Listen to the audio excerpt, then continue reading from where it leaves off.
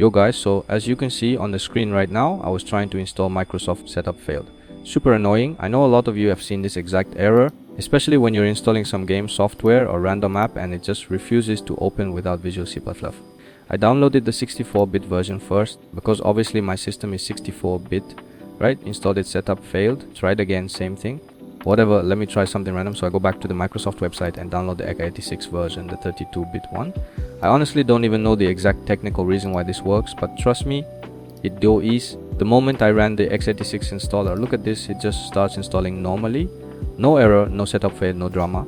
Straight up installs like nothing ever happened. So yeah, if you're stuck with this Visual C++ setup failed issue, especially when the 64 version refuses to install, just try installing the x86 version instead. Even on a 64-bit system, it sounds weird, but it works for a lot of people, including me.